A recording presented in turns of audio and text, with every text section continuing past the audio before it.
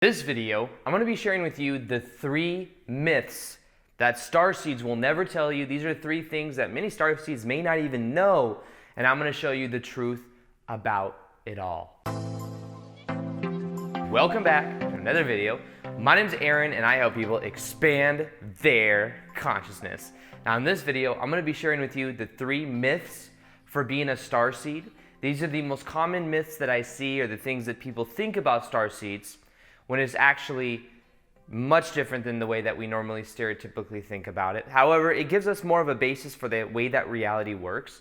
And it gives us more of a basis of how we can show up in the world. Because the first thing is that you being here right now, even clicking on a video that talks about Starseeds, are a Starseed. You can only perceive that which you are the vibration of. So knowing that, you can then see that there's a purpose behind you clicking on a video like this. Maybe you already know some things about it, some information of it, or maybe you want to know more. And when it comes to this, let me first off explain a little bit about what a starseed actually is. Now, a starseed is a soul, someone that incarnates on this planet because we are eternal spiritual beings living temporary human experiences. This is a temporary life. We experience body through the 5 senses. However, we are eternal spiritual beings. Now, our soul is so vast that we do not only incarnate in one reality system. By reality system, I mean like planet. You're talking about planet Earth. Your soul is billions of trillions of years old. It's eternal. It's outside of time. However, we do not just incarnate in one reality system on just Earth over and over and over again. We have existences on many different states of consciousness, many different reality systems.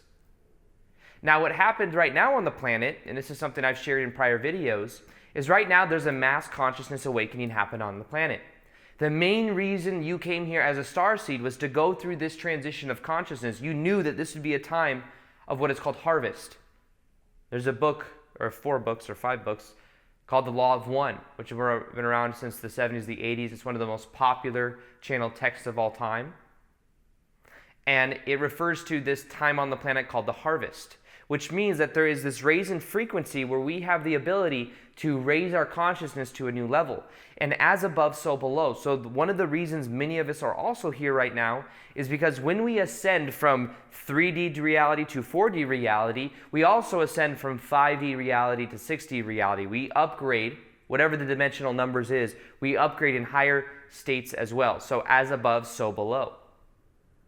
And in the 1930s, 1940s, there was this call that was put out into the universe for starseeds, or for people to incarnate on Earth with the intention and the mission of waking up, because Earth was going down a negative timeline path. We had that of the nuclear bomb, and when that nuclear bomb went off, what happens is we have free will on this planet. When the nuclear bomb went off, we impacted our planet, but also it rippled out. The nuclear power that comes from a nuclear bomb went out into the universe and influenced other reality systems. So the deal is, we on Earth have the ability of our own free will, but when we start to leak into other reality systems that we are influencing, that's when then something can happen, some type of divine intervention. And that divine intervention was us as spiritual beings deciding to come here to help wake up the people on the planet. Because here's the thing as well, there's been a certain level of control on this planet. And as great as it could be, as we could say, well, I'll just land and help all these people and give them technology, we want to go through the experience of waking up and doing it ourselves. And there's free will, so we can't just come in here and say, stop doing this, stop doing this, stop doing this, and having that kind of jolt in reality. The way that we have to do is we have to incarnate within the reality system itself. So us and our higher selves, we're like, okay, we're going to go here, we're going to help the planet to raise the vibration for this ascension that's going to be going on from now. It's been going on for the last 20 years now, and it'll continue to go on. And there'll be certain bumps along the way that elevates our consciousness. So we decided that we would become a part of it because that's the reality system that we agreed to. We agreed to that we would incarnate into the system and then go through the process of remembering who we are. Many light workers and starseeds agreed to go through a lot of pain at a younger age because that pain leads to pressure to then us wanting to remember who we are. So I see that very common with people that have spiritual awakenings. So we go to then wake up to who we are, because now is a time on the planet of us ascending our vibration, which just means raising our vibration state of consciousness, going from what is called a 3D level of reality, this dream of separation, into that of a 4 and 5D level of reality. The 4 and 5D level of reality is more so understanding everything is vibration. Understanding reality is more like a dream, so therefore it becomes more dreamlike, it becomes more flexible. Understanding this heart-based consciousness that we're all connected. And the more we focus on this level of consciousness, the better we feel, the higher vibrational emotions we feel, but also we begin to create from a much higher perspective. Now, when we talk about starseeds, there is a connection to extraterrestrial races. This is something that may sound a little bit, if you haven't heard of it, if you click on this video, then most likely you're comfortable with this notion. But because we're such vast spiritual beings, we have not only had lives on one planet, on planet Earth, when there's billions of planets in the universe. We have had lives in many different reality systems. And as starseeds, what we do is we bring through the energy of these different star systems into our life now. There are many people on the planet that are connected to Pleiades, Arcturus, Andromedan, Sirius, Lyra. There's a whole bunch of them. And even the ones that we know, it's probably a very, very small sliver. It's just the most trendy pop ones. There's probably, there's thousands and thousands and thousands of other ones that we're not even aware of. So understand that that's the reason we're here. We're here to wake up to who we are. In this life, there is a strong potential that we will reunite consciously, because there's been ET contact for actually thousands of years, but we will more consciously connect to other star systems in this life. It is possible, just that there's free will. And to be honest, if ETs were to land, most people would just freak out, because they haven't even opened up to the notion that that is even possible. Even though it's been around for hundreds of years, the information has been there with proof of it and people's accounts of being around it. But we all want to find out for ourselves. I do too, I'm not gonna lie. It'd be really cool to actually have that experience. Now, the first myth of being a starseed is thinking that we as starseeds are from other and have these different planetary connections, and thinking that other people are only from Earth. I hear this a lot.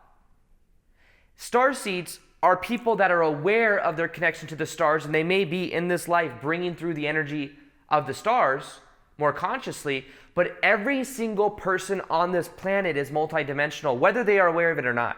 They can even argue with it. I'm not multidimensional. They may not even believe in past lives or future life. Our belief systems are what filters this in. And from a certain belief system, we may have a belief system that we are a starseed. But see, we're eternal spiritual beings. You can't put labels on us. But we like labels, and sometimes we like identifications. The other shadow side, I'd say, of being a starseed is that what happens is, being a starseed, we may not feel like we fit in society. We may not feel like people understand us. When I went through my awakening, that's exactly what happened. I felt like people didn't get me. And sometimes I would justify that by saying, they're just not awake yet. They just don't know yet.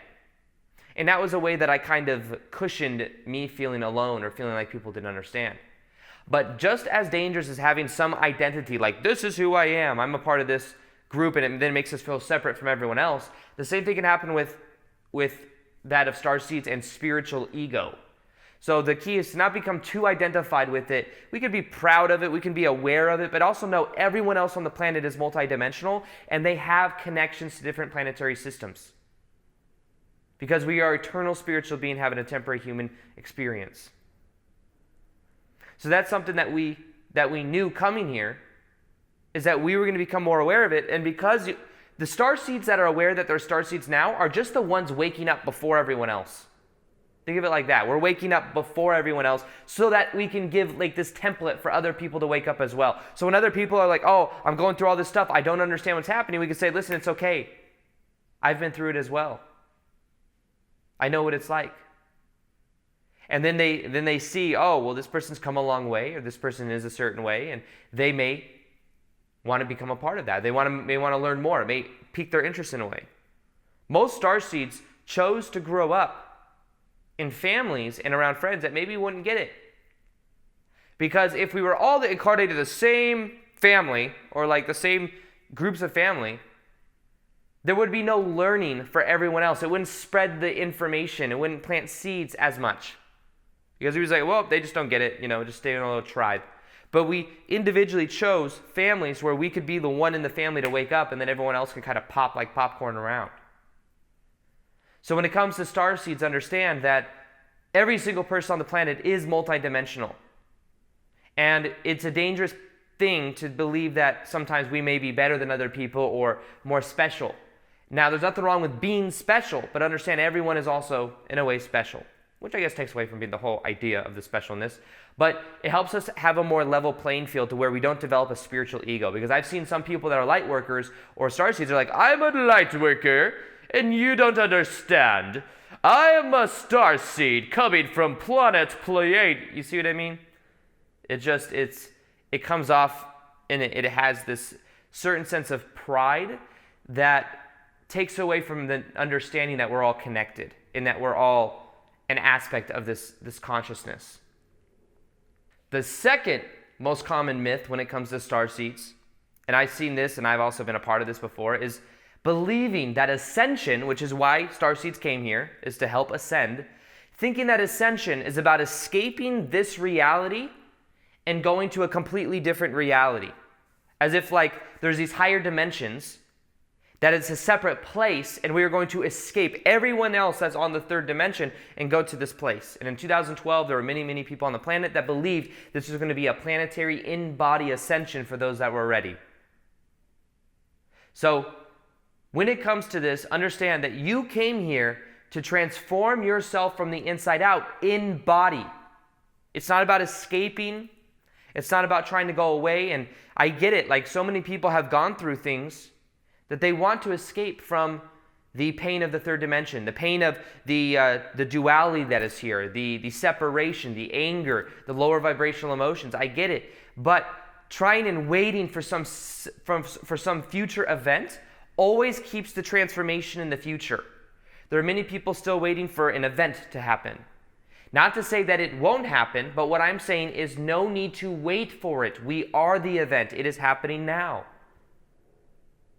And the key is, how much can we embody this change within ourselves? You see, as we change, then reality changes on the outside. So the key is to go through the ascension ourselves, raise our own vibration. The focus can be for us to raise our own vibration, and by doing that, that then creates and changes the world on the outside.